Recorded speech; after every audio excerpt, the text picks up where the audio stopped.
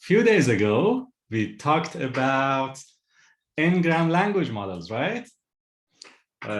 We talked about how it is just counting, the conditional countings, right? If two words occur a lot of times, one after the other, then the conditional probability is high, right? So, for example, good morning, right? Morning, probability of morning given good is high compared to good evening, right? So, but good evening has also a high probability. And as you know, this is a bigram model because we have just two words, one history, one the target word. And we store these probabilities in a matrix. You know, a bigram is a matrix, right? On the row, you have one word. On the column, you have another word. And in the cell, you have the value of the probability or count. Okay, so before we start, we need to import some libraries, and one specific library that I guess you have worked with in this course is Nltk. You should know that, I think, right? It's just a guess, but yeah, so it's come up a few times. Yeah, we haven't looked at it in super detail, but we use it for tokenization or different things like that. And so before the age of neural network, this was the main NLP library by our Australian own Stephen, who is in Northern Territory now. Okay, so then we want to do first we want to train a language model, right? To do that, we need a training corpus. Now we have the project Gutenberg, which has lots of books. We download one of them. I've forgotten what this book is. Okay, so what is the book? I'm not sure what the book is. I've forgotten. So we download the book, write this using HTTP and get the text, decode it, and then we tokenize it.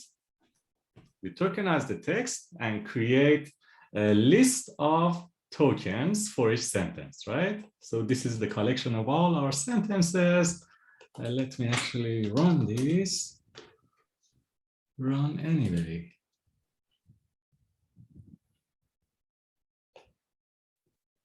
So this is the Dracula book by Bram Stoker. Yeah. Shouldn't be very scary for us.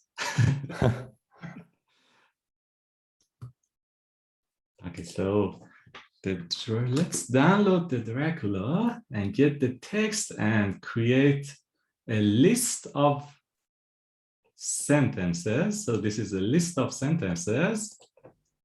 We are showing the first 10 sentences. The project Gutenberg book of Dracula. And then we have our training text, right? Do you remember this start and end of sentences that we added to the beginning and end of a sentence?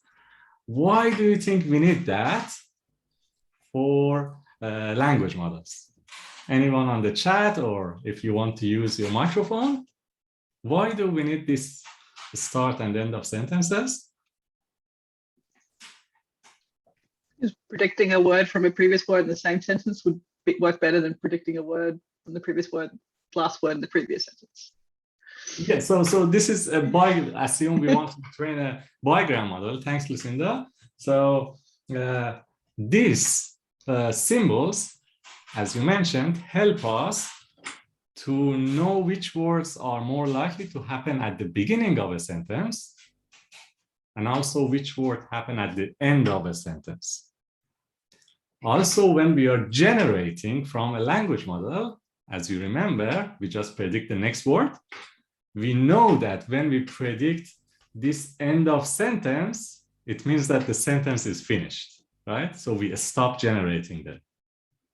So the main use of this end of sentence is when we are generating a text, and when this symbol is generated as a word or as a token, we know that we are finished with our sentence. We go to a new sentence.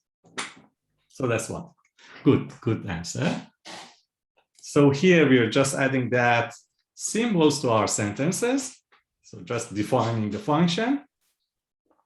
Now, as you remember, training a bigram language model involves getting the counts and dividing it by the total count, right? So P of A given B equals of count of how many times A and B co-occur divided by count of B. Do you remember that? So that's the conditional probability. So what we are doing here, we are counting the count of W1 and W2, their co-occurrences, and then later we divide it because we get the total counts. Later we divide it by the total count to get the probabilities. Okay, so that's what this function does.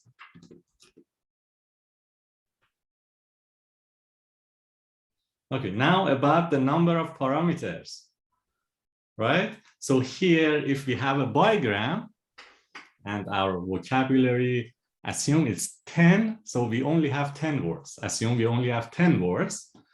What is the number of parameters? Anyone on the chat? We have 10 words and it's a bigram model. Think about how many probabilities we need to store. 10 words, you're saying? Pardon, I didn't. Sorry, was that 10 words? Yeah, so assume that our vocabulary is only 10 words. You want your 10 by 10 matrix, right? Yeah. Plus the end and start a sentence? Or? No. So we want to learn the parameters of a bigram model. Oh, okay. We only have 10 words. Do you remember we said that the conditional probabilities, we have all the words on rows and all the words on the columns. Yeah. And then for each one, we need a probability, right? Yeah. So if we have 10, the size of vocabulary is 10, we have 10 on the row, 10 on columns, right? Yeah, 10 by 10 matrix, yeah. Yeah, so if it is a bigram, it's 10 to the power of 2. If it is a 5 gram, it's 10 to the power of 5, right? It will be a 5-dimensional array, right? Mm-hmm. So here we are not explicitly storing in a matrix, but this is a dictionary, right? It's similar, but it would be more efficient to store it in a matrix. So if we have 100K vocabulary, which is like a regular vocabulary people consider in NLP applications, then for a 5 gram, we have 100K to the power of 5, right? So size of rows is 100K. Then we have 4 other columns, if you assume it's a 5-dimensional tensor, right? So you have 100K here, 100K here, 100, 100K, 100K. It's 100K to the power of 5. And we need to go through the text, find the counts, and then normalize them to get the probability. And by normalization, I mean divide it by the count of the 4 gram.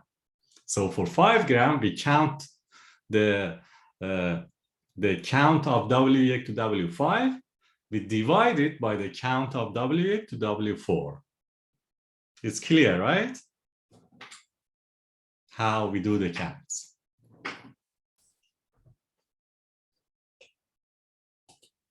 Yeah, so anytime you want to think about the number of parameters for an Engram model, think about the rows and the multidimensional columns. Then you see how big it can be. 100K to the power of 5 is a very big number. I don't know how big it is. Too big. 100. With the 5 gram, when you're looking at the previous 4 words, is the order important in that model, or is it just that those 5 words? The order is important. Order is important. Okay. Yeah. So the order. So we have all the combinations. Mm-hmm. Of course, not all the combinations occur in our training data, right? So many of them will be 0. Yeah. But anyway, you need to create that. So sparse tensors are helpful there, but still it's a huge sparse tensor.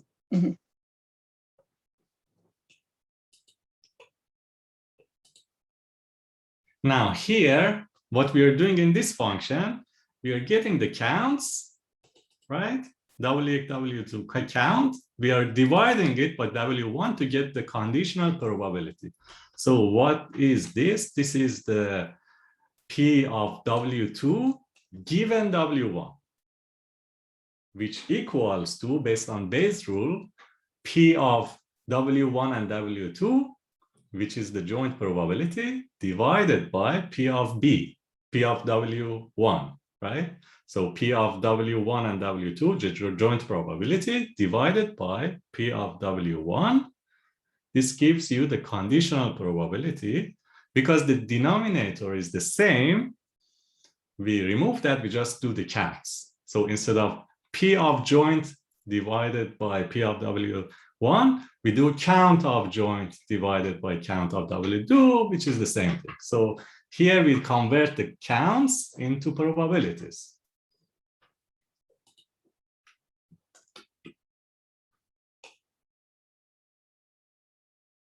So do you see the problem here? What happens if this W1 and W2 count is 0?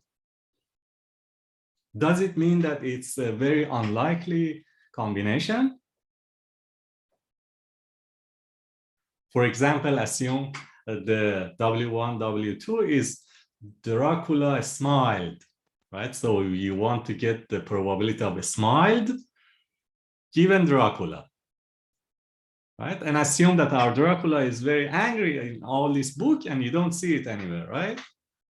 But that doesn't mean that this combination is unlikely, right? It is unlikely in our corpus, but you might have a happy ending Dracula story somewhere else. And if you train your model here and test it there, then you get 0 probability. So, which means that this model is not capturing the linguistic diversity that we naturally have generally, right? So here there are cases of adapting language models to people, different demographic groups as well, right? So for example, people in different sections of society might speak differently, right? Based on different demographics. Kids speak differently, different genders, people in different locations, right? And if the data you're training your language model on is only based on news, then you won't capture those linguistic variations, linguistic styles or word choices. And then you go and apply this model. As I mentioned before, you can use language models both for understanding or representation learning and for generation. So if you apply that, you might get poor performance on those sections of society. Okay.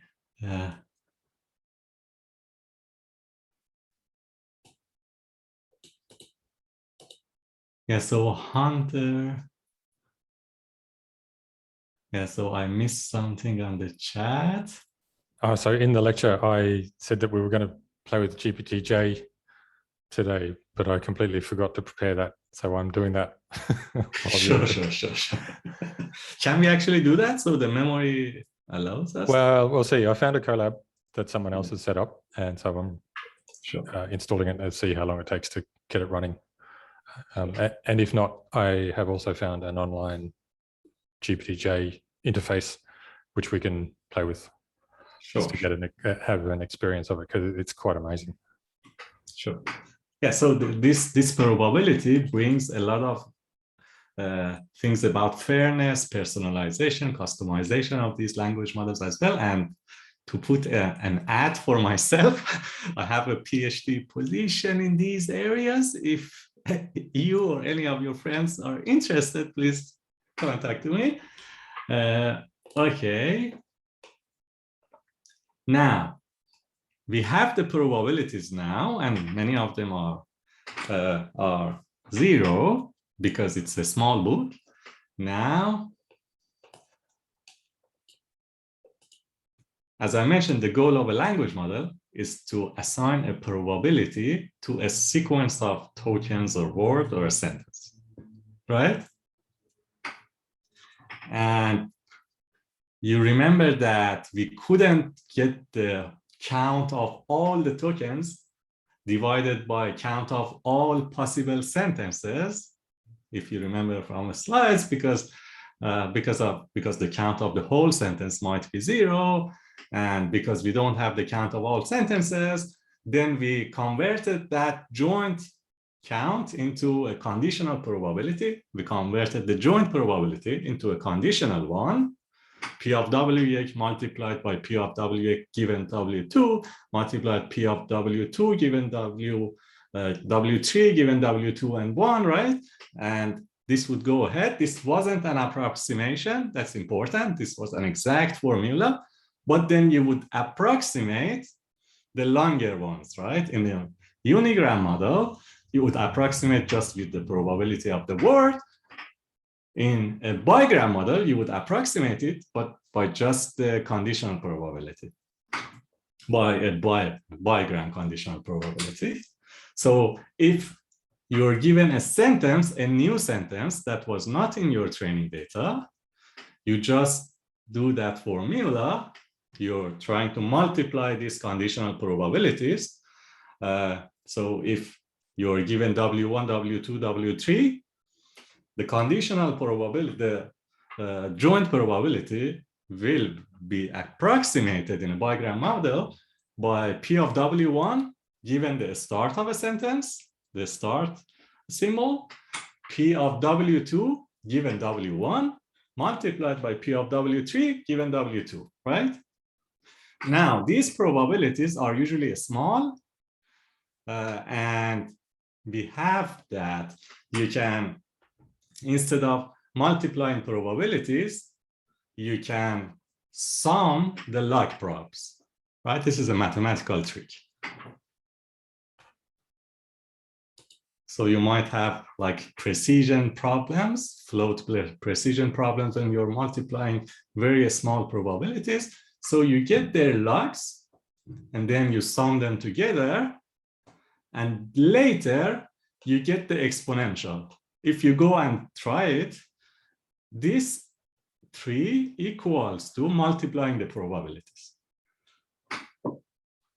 Then at the end, so what I mean was that is that P1 multiplied by P2 equals to e to the power of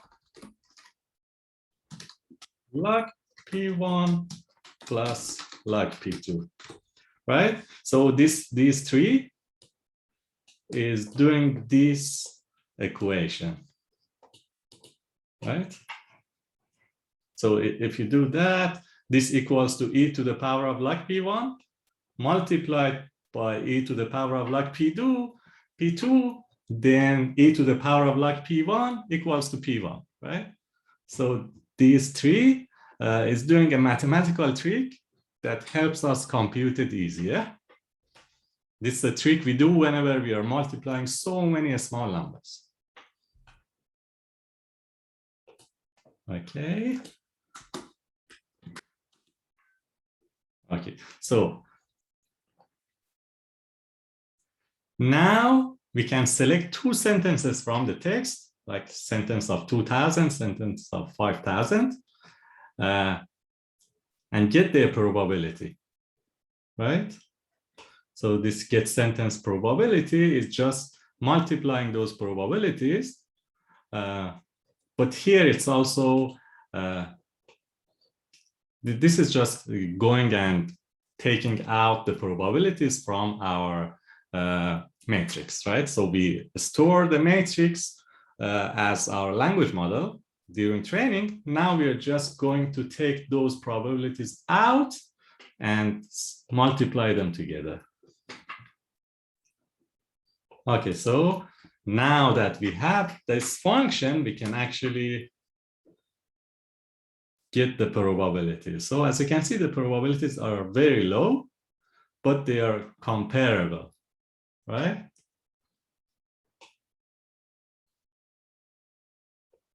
So what are those sentences? So these two sentences are from the training data itself, right?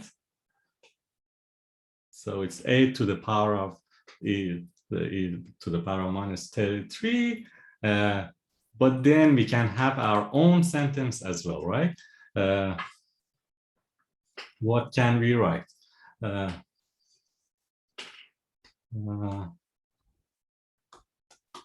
What if we just use this? No.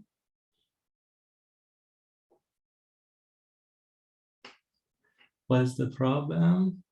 Okay, so we have a division by 0 somewhere, right?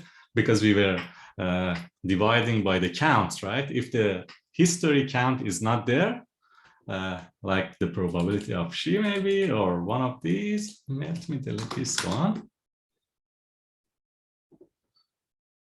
Okay, so some of them is 0. What was the... So you can try your own and see the results. What if I just delete this one? Okay, we get an error. Okay, so when we are dividing and getting those probabilities, we get zeros. And to solve that, what people usually do, and I mentioned that we have so many tricks that we add to language models so that they work smoothly. One way is to assume that every combination will happen at least once, right? Every combination of words will happen at least once. You can add that to your probabilities. They will get very low probabilities. So you had the matrix, right? You can first put counts in it and then convert it to probabilities, right? Now, for anyone that is 0, you can add just 1 or a very small number, 0.1 or 0.001, and then you normalize. Then you don't get these 0 probabilities, but that's outside of the context of this course. So there are so many tricks to do that. Now, what do we do for generation? For generation, we have the counts. This is our language model, right? So this is that matrix. If you want to generate from this, you can start by the start of sentence and see which word is the most likely after a start of sentence in this book, right? Or in this language model. We could train it on several books together or on a style of books. So you see how it can go into stylistics. So you can train it on scary books or, I don't know, anything you want. And then start generating sentences, generating words one by one. This is called a greedy approach. You will see different ways of doing this later using better language model.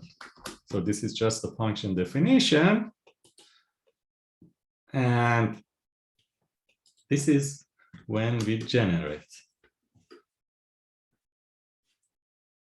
So we are generating these sentences using a very simple language model without any tricks. When Van Helsing reverently, I don't know what this word means, lifted in great twilight, I took them out their wood. Smile. So do you see it's grammatical almost, right? It's so interesting that a simple language model can do this.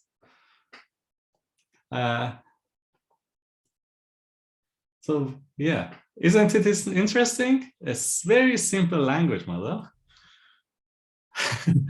My God, don't give it all. Yeah.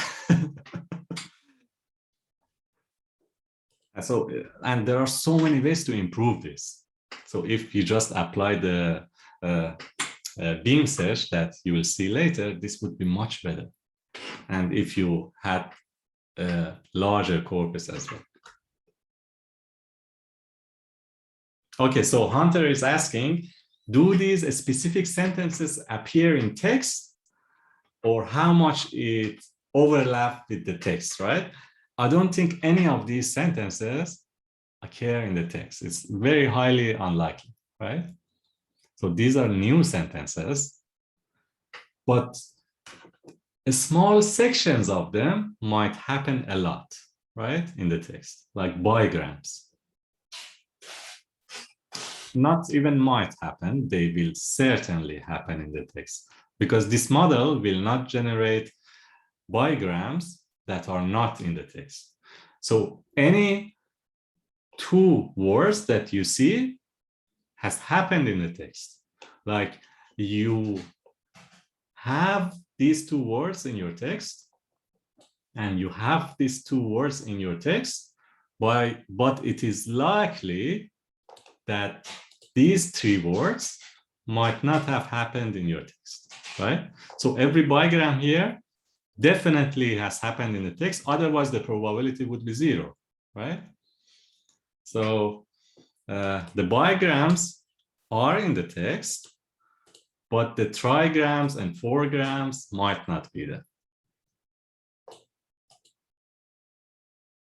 So you'll definitely have Yorkshire hospitality, which should be something popular, I don't know, in the older times. But you might not actually borrow it, right?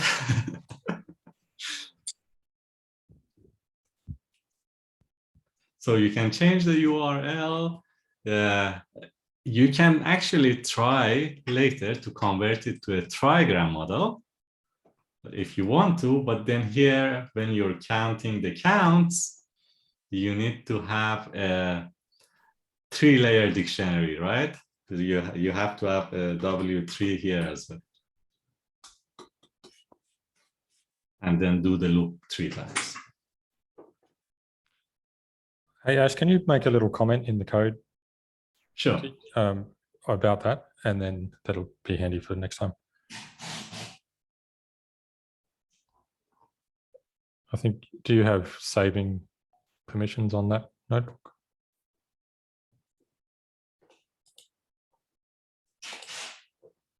Oh, no, I'll see. Maybe I'll just make a note to yourself and I'll add that later.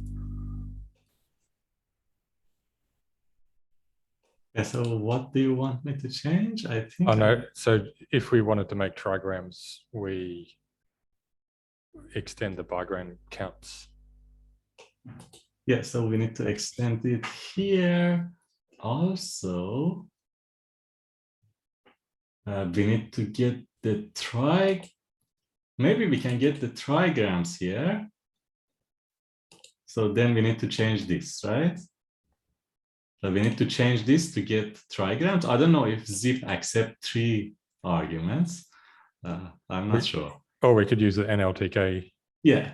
So Nltk gives you the something. trigrams, and then you loop over them and you count them. And then when you counted them, you just need to divide it by these 2 instead of just 1.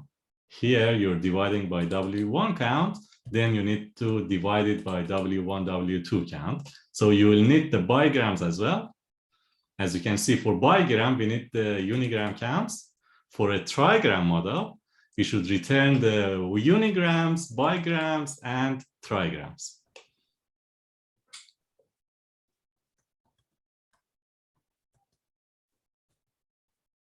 You might not necessarily want to implement it, but you should see how you can do that, right? So you get unigram, bigram, trigrams, then P of W3 given W1 and 2 equals to count of the trigram divided by count of the bigram. So as simple as that.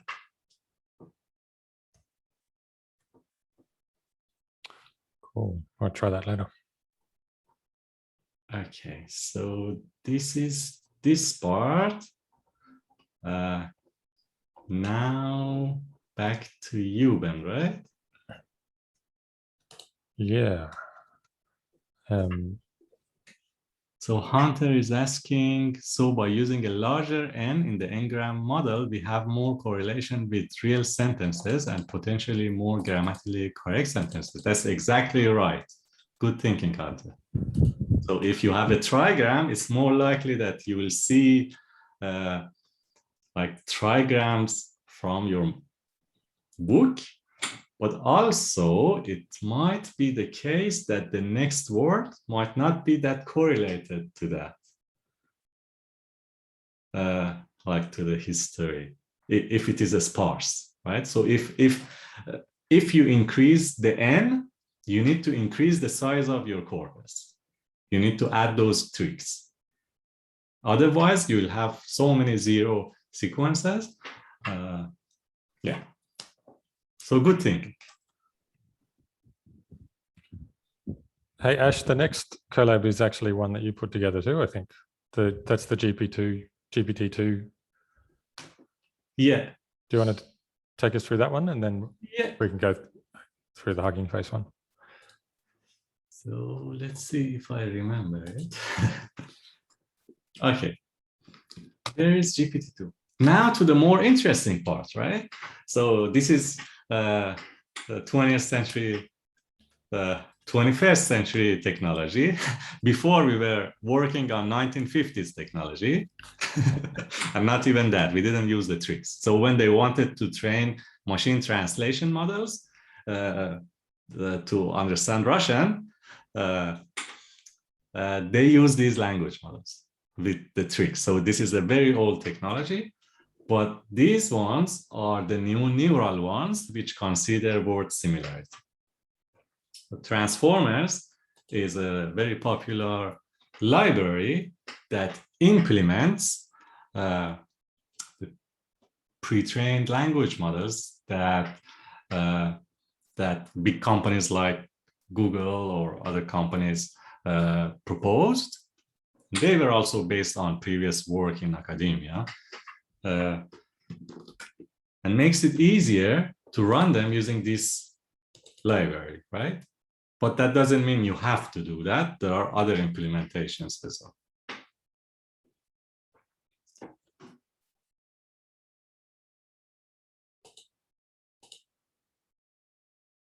So while it's downloading things,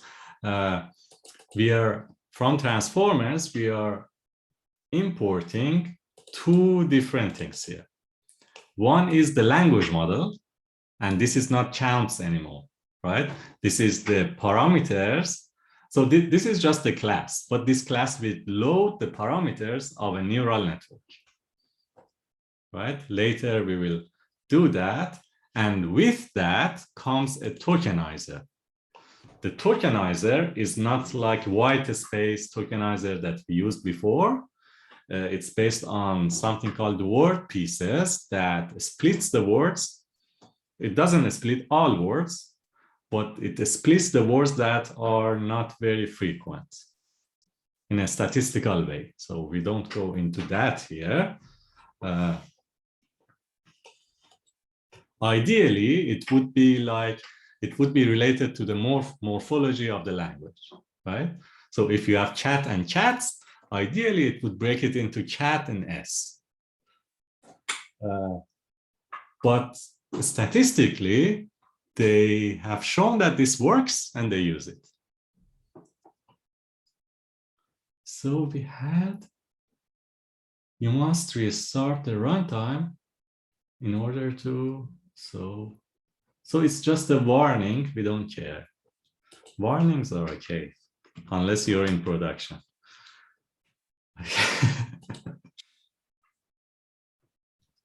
It might have been because the version of Transformers or that other package for it. Let's see if it runs. If it runs, that's okay. Oh, it's probably the version of maybe the version of TensorFlow being pinned to 231.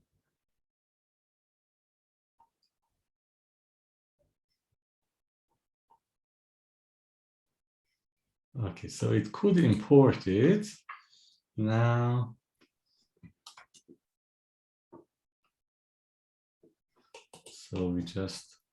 so this is one model, which is one pre-trained model by OpenAI, which is a non-profit company. This is an autoregressive model. Do you remember when we talked about autoregressive models, where they only predict the next word, compared to BERT, which predicts the words that are inside, in the middle of the sentence, or anywhere.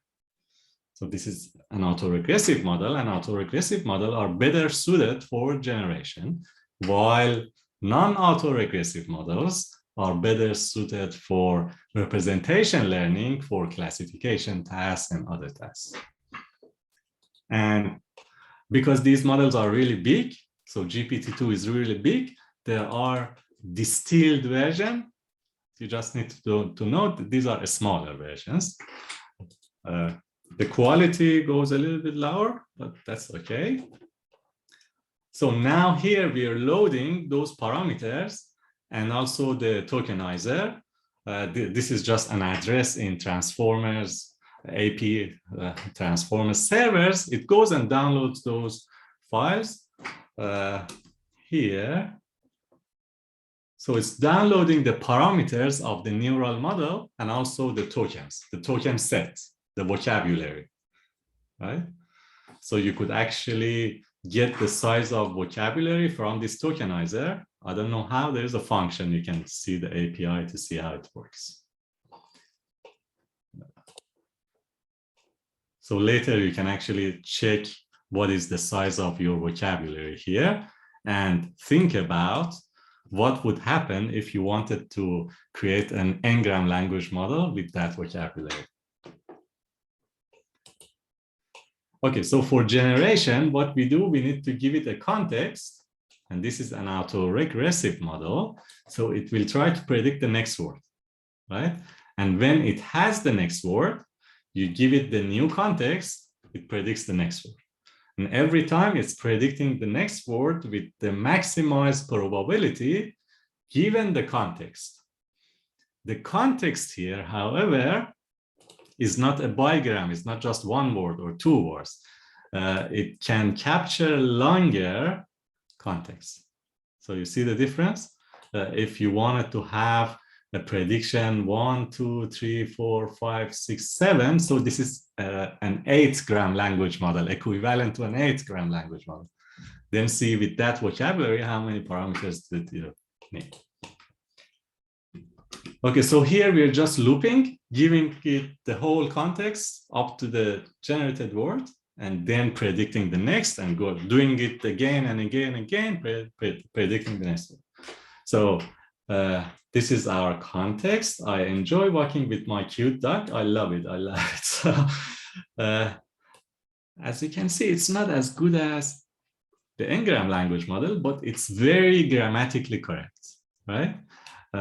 What happens if we had a cat?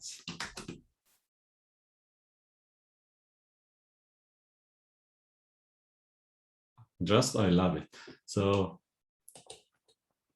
dog cat. Do we have something like that? I remember when I was a kid, we had a cartoon like Duck Cat. I don't know what they call it, but it was on one side a duck and one side a cat. Is it generating?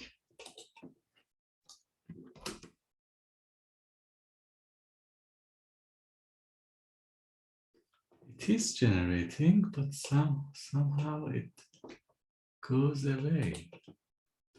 What's happening?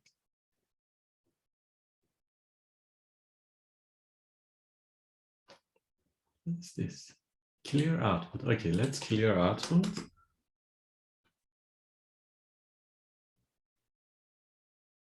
I don't know what's happening. But what I wanted to say is that even if this vocabulary is not in our vocabulary, which is not, of course, here, it will still generate something because the tokenizer will break this into some parts and then the probabilities won't be 0. It is generating something, but I don't know why I can't see it. My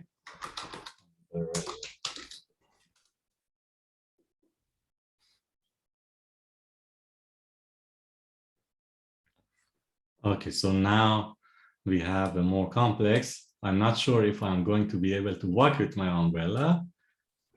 As you can see, it's repeating itself because the next words are usually, because the context is very similar, right? So you have this sentence, you start a little bit of a new sentence, but because this is very similar to your previous context, it's still generating the same thing.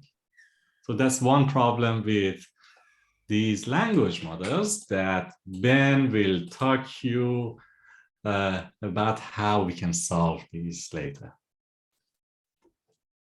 So these language models have also tricks. Yeah. So Lucinda is saying a context. Let me run that. Okay.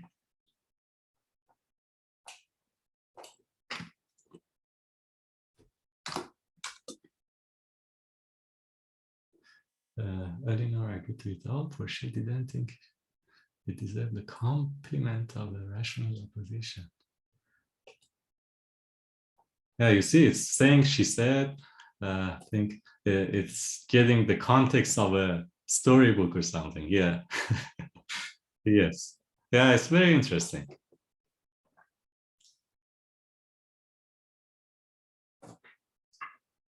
Yeah, nice, nice. So I just put that input, the context into GPTJ, and we can have a look at the. Yeah, GPTJ is the same concept, but way bigger. Bigger, yeah. Well, that's definitely been trained on Jane Austen because they've got the name of characters from the book that line came from. There you go. It's really contextually appropriate. Yeah. Awesome. Okay, so we've got 2 more things that we can look at today. I have found a GPTJ collab, which takes about 25 minutes to run. But before we do that, the repetition that we're seeing in this, the Transformers one, like when we walk our dog to the beach and I love it, I love it, I love it. Or I like cats, I love it, I love it, I love it. I thought we could just look at the reason why that, or one of the reasons why that's happening, as well as the language model context being very similar in those inputs. So I'll share screen of the third collab. And again, Ash is way more across this than I am. So I think it'd be better if you were doing it, Ash, but. Not really. The last 2 years, I've just been teaching. Yeah, okay.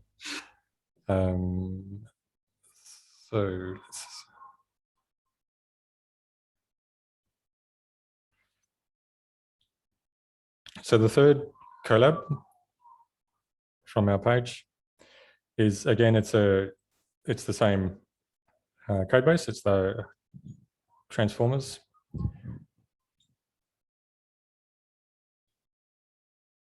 It's a slightly different way of installing it, but we should get the same results. So again, we'll wait for that installation process to happen.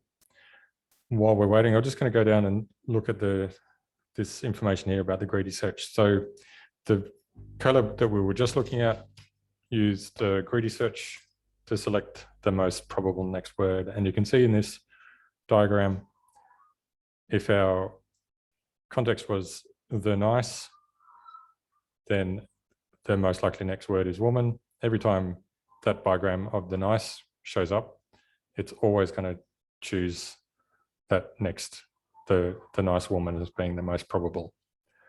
And if there are more probable sequences of greater than a bigram, then the greedy search is never going to reach those alternatives. So we don't have anywhere near as random or as varied responses in the generated text.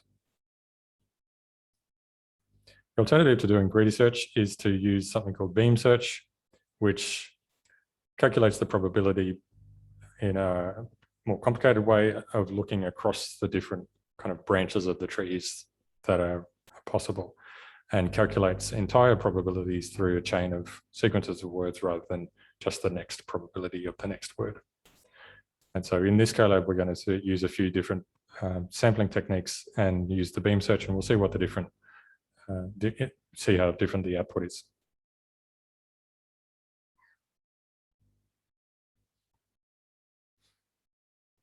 It's still installing.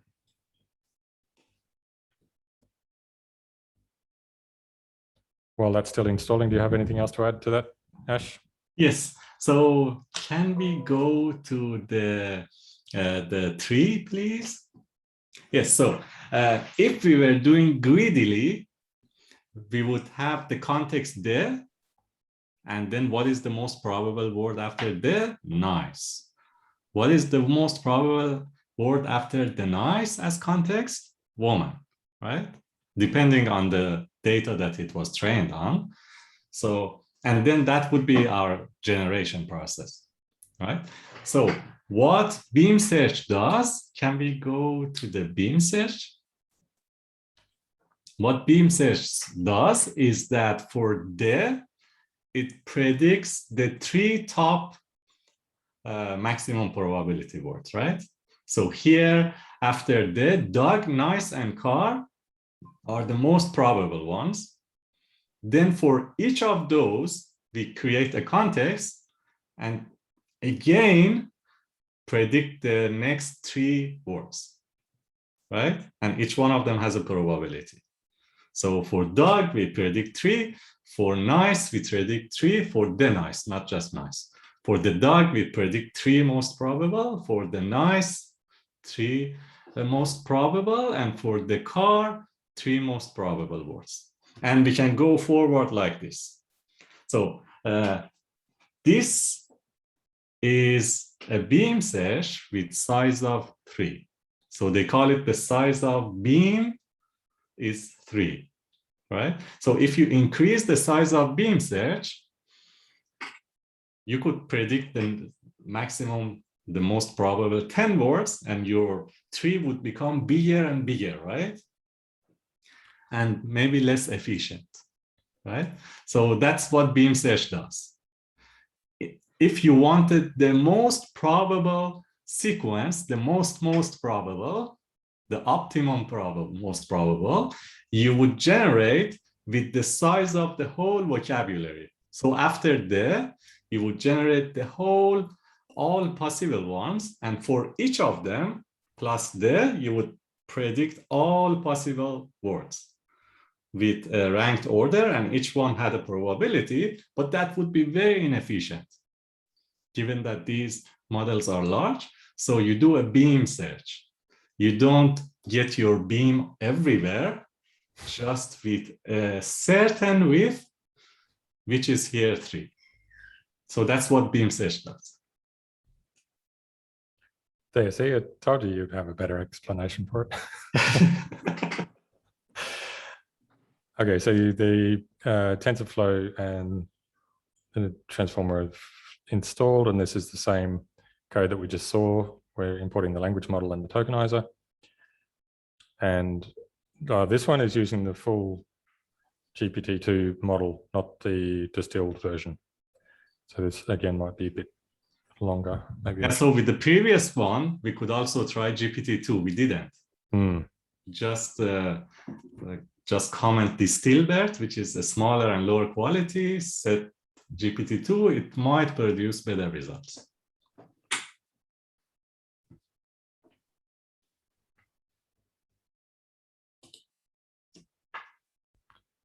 Okay, so this must be the 475 megabytes. Is that likely to be the GPT-2 model? Yeah.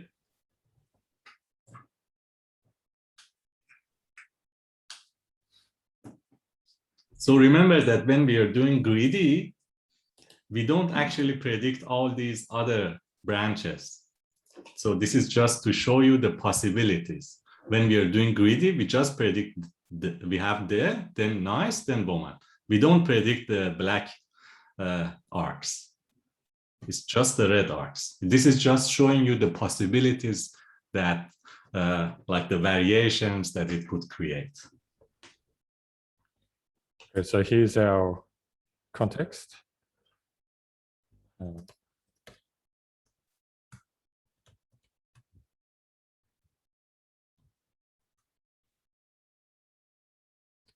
And so we can run this with the greedy output. Oh, so this, I guess, model generate is using a greedy search as a default. And so there we see the repetition, which we had in the last collab. Wow, that's pretty poor. And now we'll try that again with the beam search.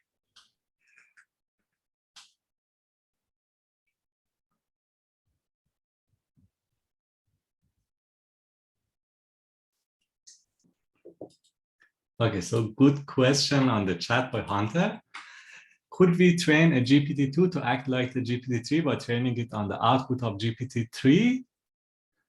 Probably it would improve, right? So if you don't have the corpus, you could do that, but that would be very inefficient because generation is very slow. You would burn the size of a jungle before doing that, right? The corpus size is really big. And if you want to generate it, you could do that potentially, but you would burn a whole big jungle in Australia in terms of electricity to do that. So these are giving us the same output. That's curious. I was expecting that to be slightly different. Maybe if we remove dots, something happens. Dot in the context. It's okay. The main point about where we want to look at here is these different sampling techniques. So we're getting the repetition again. Yeah, that's expected. And even using the beam search, we're getting repetition. If we change the number of beams, it might.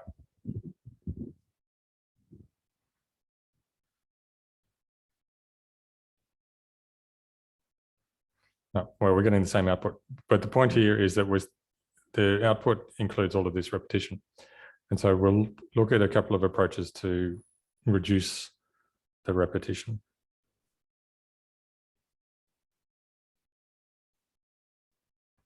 The first approach is to put an Engram limit, which should reduce recurrences of the same engrams appearing. So this is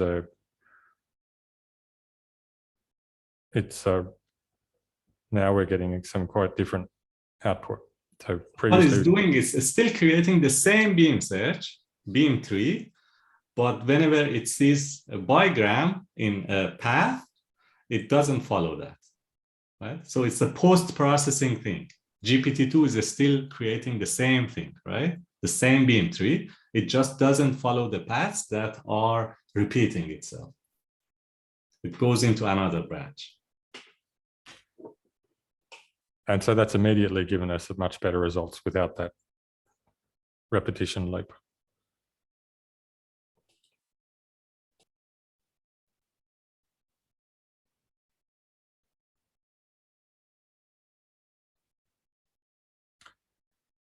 And so there's the comments here say sometimes though we need a bigram to appear occasionally.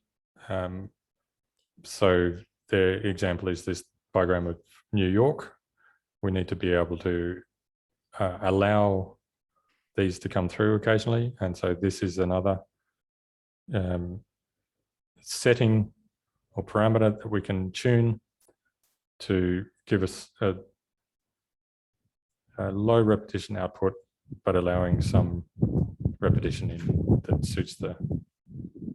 And also this is a number of return sequences. So instead of the most likely path in the beam search, it's returning the top 5 most likely paths. Paths.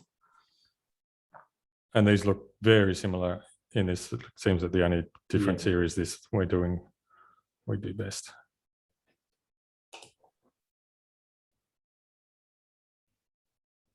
So GPT-J should be much better than this. Yeah. Okay. So then we've got a couple of other sampling techniques that will again fine tune the results that come out.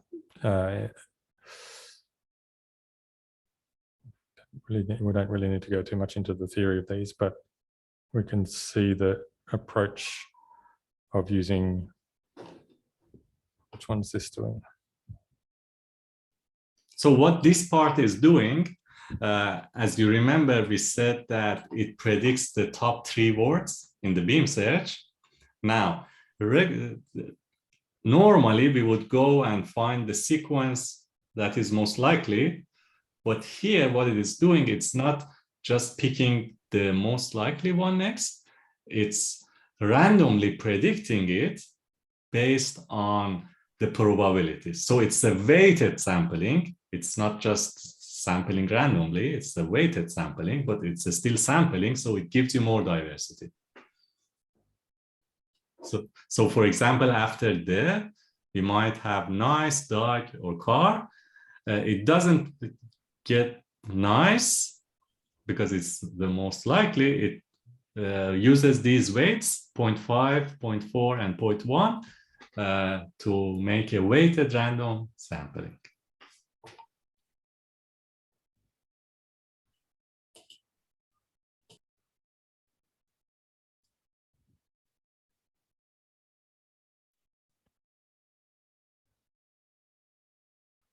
And then we add this temperature setting.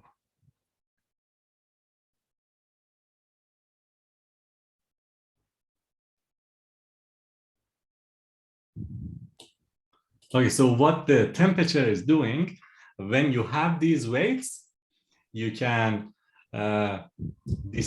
these weights are originally probabilities, but you can increase or decrease them. What you're doing with this temperature, you're saying that how likely it is that you will pick the best one.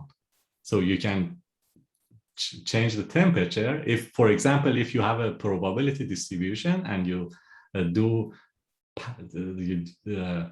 exponentiate it to the power of 2, for example, then you will have a sharper difference, right? That sharper difference makes selection of noise more likely. That's the temperature.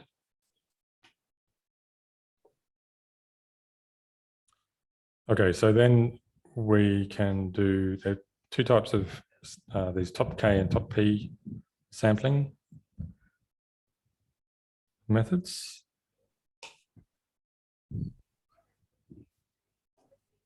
We set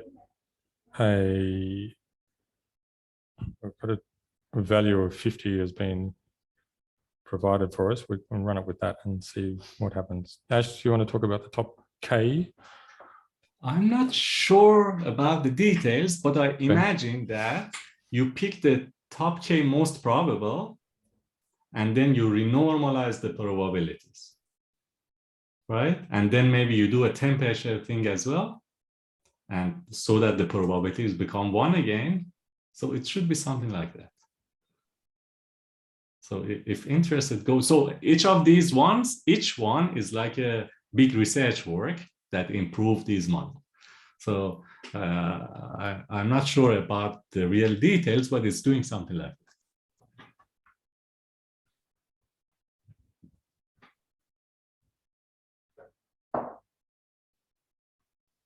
So it seems like it's being used to reduce the, so it reduces the less likely. So you might say that pick, you have these top K words, like you have a probability for all words and they sum to 1. You might say that pick a number of words until we get to the probability of 0.5. Sum of the probabilities from the most probable up to this point, the sum of the probabilities is 0.5, then stop there. That's your threshold. Then you renormalize that part, maybe do a power or something for temperature and select one. So if there are so many words, more uniform, as you can see here, more uniform probability, then you might go further ahead. If it falls rapidly, then you might just pick the first 3 words. So if .k works off a certain number of words, so we limit the number of words, then the top P method gets the minimum number of words that are within a certain threshold. Yeah. So we either sample by a fixed number of words, or we sample by a variable number of words within a probability threshold. The intuition is that if there are so many words that are possible after one specific word, let it choose more randomly, right? But if there is a hike in probability and the next words are very small probabilities, just let's get rid of them so that we are grammatical and semantically coherent. And so as just looking at, whoops, where did it go? I hope I didn't lose the progress of that. Looking at the output of these, this is something that I think we ask you to look at in the assessment, is to evaluate the readability of the results of these 2 different approaches. So where was the previous one? Top K. I didn't run that one.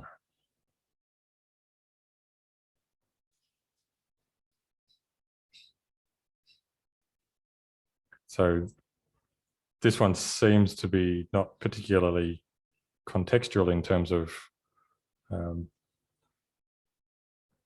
the reference to these newspaper titles, whereas the other one is a bit more, has this kind of cultural flavor to it with the reference to the ballet. Interesting that these have come out. Okay, so that's something that you can play with. You fine tune these top P and top K values and see how that makes a difference. I wouldn't, I think you either use one or the other in the parameters, not to, you could try setting both and see what happens. I'm unlikely to break anything. Oh, there, okay, so here we've got top K and top P combined, so we can run them at the same. That's a kind of seems unusual to me, but there we go.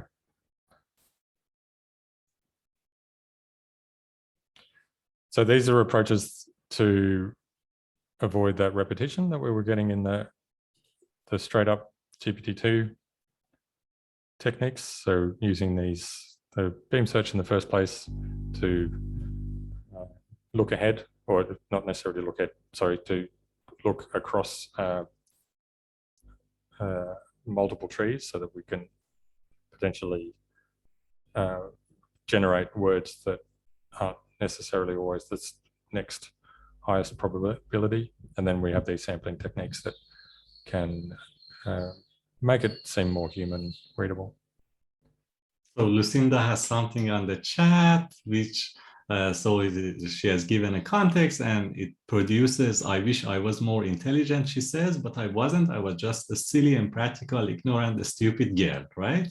So that's insulting. Why do you think that is? I'm assuming the training data set may have had some less than complimentary comments about girls in it potentially. Yeah, so it is trained on blogs and like young boys ranting or something like that. No it has not been adapted for different demographics. So the distribution of data has not been representative.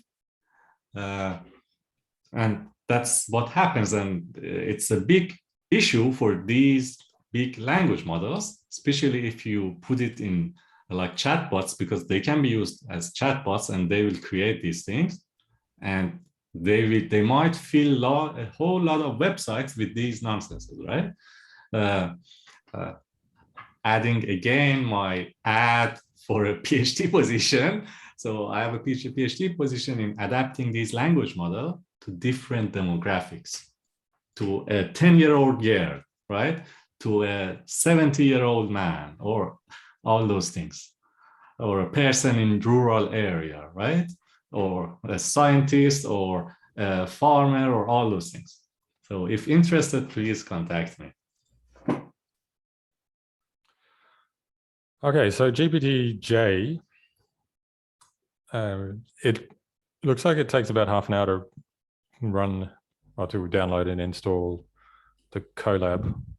So we might not go through it, but I'll put the link to the Colab and you can play with it. Maybe more interesting use of our time is to have a look at this site, which, so Eleuthia, I don't know how to say that. Hello, any attempts at pronouncing this? They have this web interface to the GPT-J model where you can type in stuff and get a result. So I thought we could maybe try some input here and some output and have a little discussion about the potential uses of that. And then for later in your own time, and there won't be any assessment on GPT-J. So this is just if you want to click through it and then try running it and playing with it yourself, there's a link to a Colab, but it'll take about 20 minutes to half an hour to set that up. So that the Colab that I've just pasted there has been shared by these Eleuthia AI people. So Hunter is asking, what do you think the result of people using these language models to make content and put it on websites, right? So as I mentioned before, you can condition these language models to generate a piece of text that is that you like it.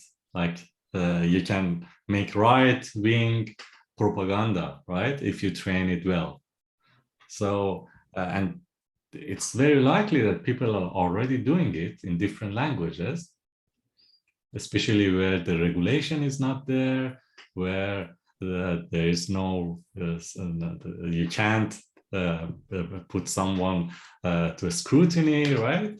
So then these texts will be collected again and reinforce the things that is there, right? So it's a very important phenomena, and we should address it, right? Sorry, my question was a little bit more along the lines of using something like GPT-J to create content, and then the makers of like GPT-J2 taking content that's been made off the last one and like using that to train things. How will this affect the content on the internet which they're using to train the models? So we have GPT-J, you're generating content, and you say GPT-J3 or GPT-3 will use that content, right? Yeah. So in 20 years, it may be really easy to make content with these GPT models. Yeah. So what if in 20 years, everybody's made their content with this, and then we're trying to train them using that content? Like you're just using the same data that it's already output to train things. Yeah, so it won't, the language won't get any model improvements? improve, right? Because you won't have more diversity. The language model won't improve. So yeah, that won't improve the language model in terms of perplexity or using in applications. Unless there was some random seed Yeah. in there to So what to think of the creative evolution of language? How does language evolve in day-to-day use? So if there was some algorithm in the pipeline as well that process the output to slow through that evolution. So you could feed the output of a model to itself, right? But it wouldn't improve the language model because it's already captured it. But it is possible that these language models create phrases that then later people will use in different ways, right? Then that might like change. This is a matter of language Goes change. viral. Yeah, it goes viral, right? So it's possible, right? I have a feeling that a lot of people are using these techniques already for blog posts, for automatically generating blog posts. Yeah, so if you want to get some, go, Lucinda. I was saying, I've seen comments in some online things that look like they're generated rather than being true comments. Yeah. So I imagine there are already businesses that generate content using GPT-J.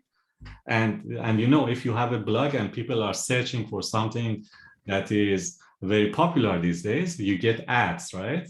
People come to your website and you get ads. So you could generate content in 10 or 20 different websites or blogs, and people will search something and they reach to your website and you earn money by the ads that you have put.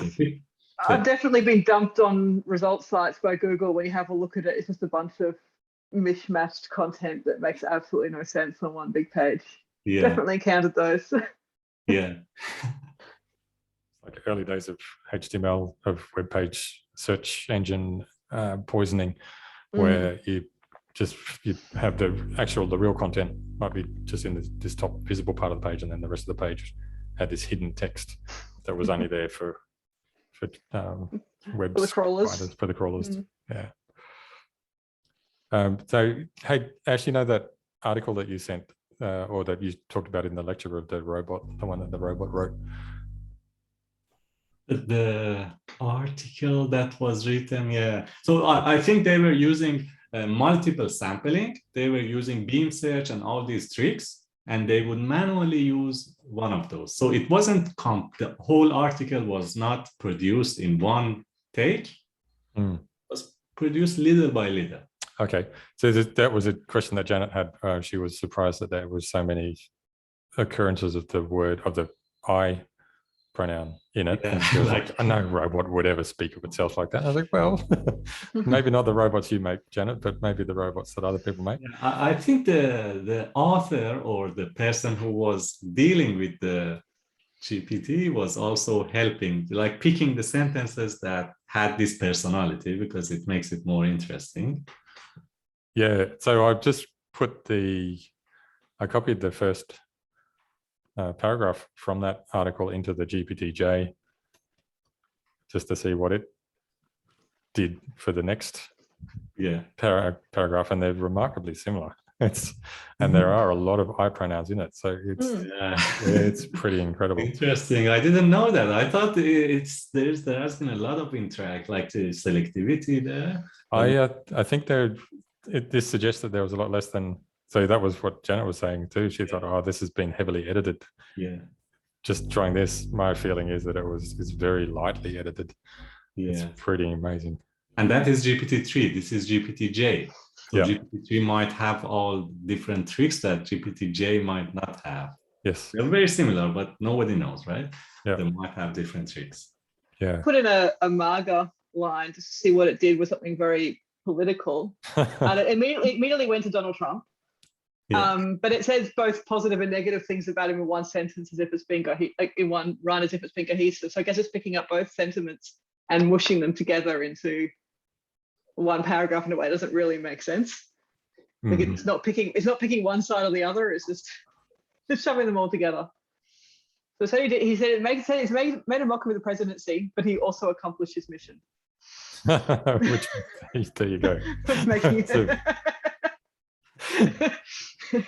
So yeah, obviously yeah, obviously it's looking at both sides of politics, but not recognizing them as two separate concepts and shoved them together. Yeah. Yeah, very interesting. And I said before, it's easy to condition them, right? So you could take it to some specific way and use it for yourself. Mm-hmm. So if you wanted to make produce a lot of biased posts, you just train it on the content that actually is on the side that you're trying to promote, I guess. That's one way, but there Yeah. are specific ways to not train them on text anymore. Just guide them to produce the content you like.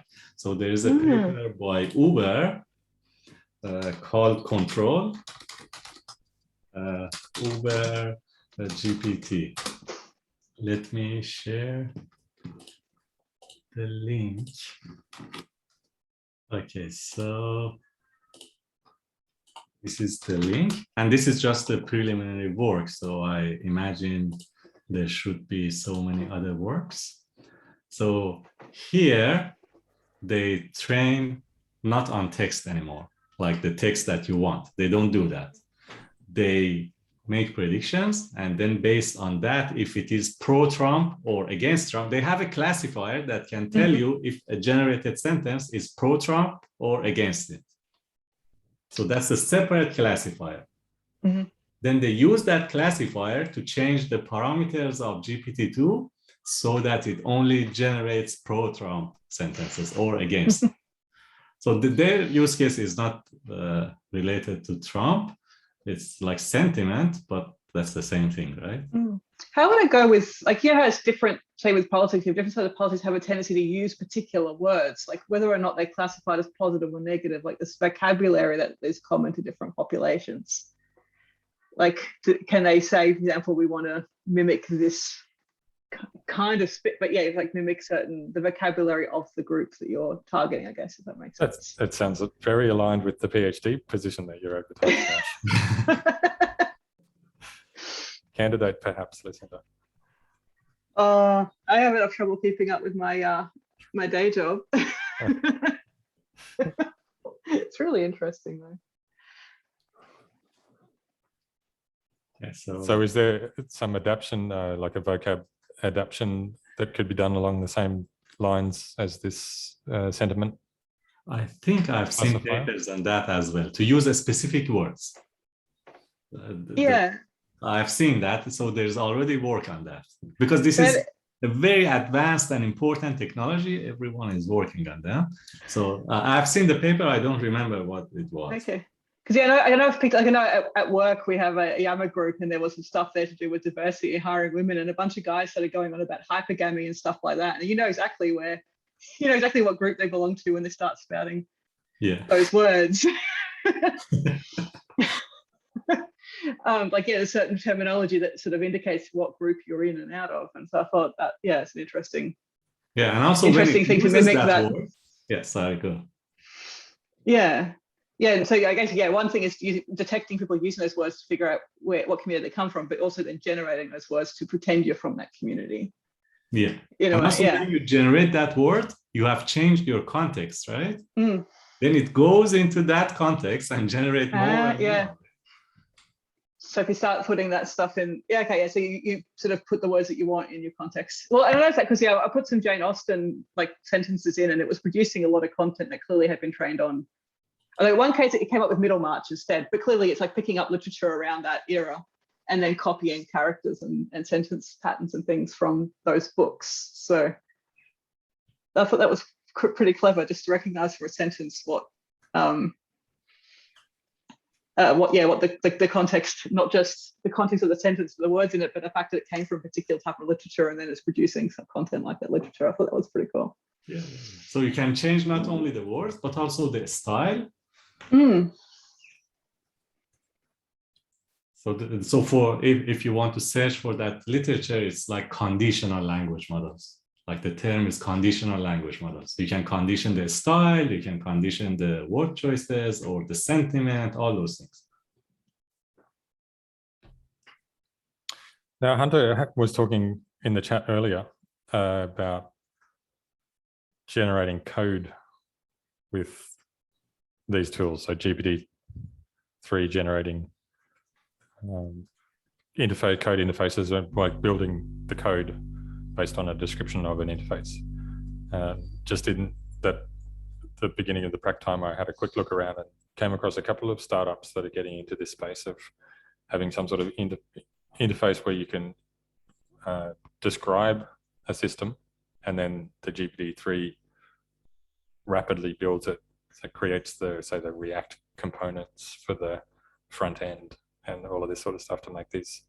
It seemed like there are a couple of startups that they're not necessarily, they haven't necessarily launched or have public, but they're in this way,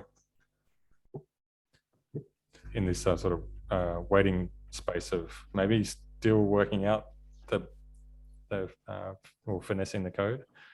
But have you come across any people who are doing this, or is it still? I haven't seen anything in production yet, but it's good for learning at least.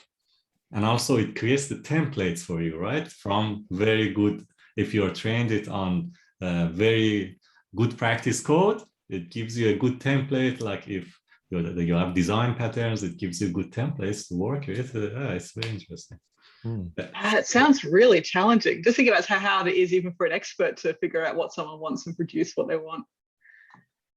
Really interesting to see how a system would do it.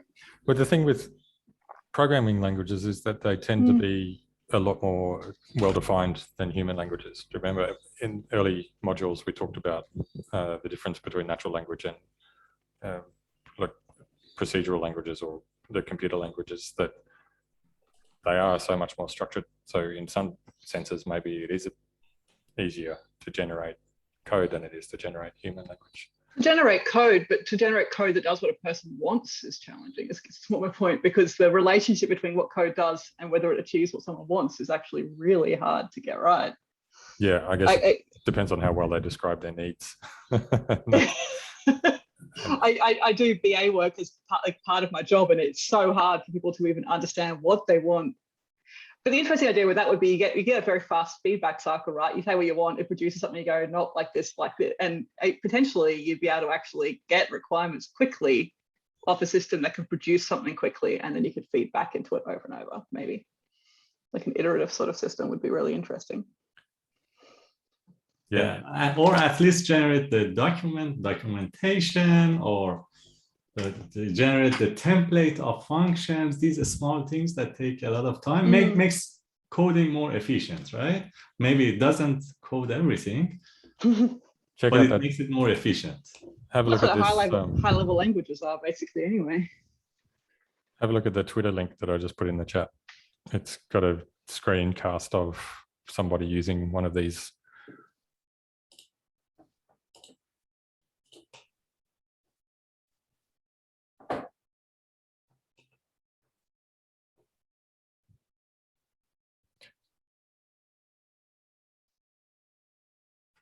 So if you rewind the video, Ash, the description, or the person who's typing in that they want an input that says enter to do and a button that says save to do, and then when you click the button, show me all of my to dos, they generate. That's the context. Yeah, and then that's what languages already do, right? You put in a high level instruction and then it translates it into lower level and then lower level. Like you might have a high level language that translates into Java or something and then translates into machine code. So I guess this is more like a text interface to a high level language, I guess. So the important thing here is that it is not trained on this task, right? This is just GPT-3 trained on all the corpus. No training on generating code from text, nothing, right? It just creates it. So it's not trained to do this. It's the general purpose model. If you train it to do this, it will be much better. Yep, pretty. So they call awesome. this zero-shot learning, right? Or few-shot learning. Where you don't have enough supervision data, it just creates that. And that's the importance of GPT-3. You can build a classifier or a translator in just 1 minute for your job as a prototype, right? Remarkable. No training data required. Just magic. Yeah. So sometimes I feel GPT-3 is Google. It's a search engine. Mm. You just give it the query, it gives you the result, but in a neat way. Hmm. Just having a look at their about page at the moment.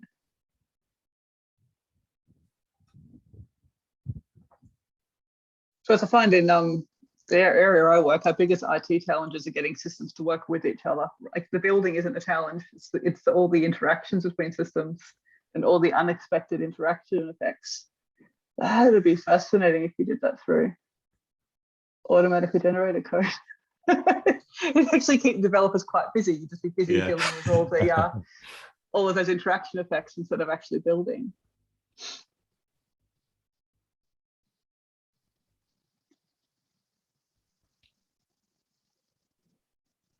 Fascinating. Well, if there are no further questions, we could give ourselves an early mark.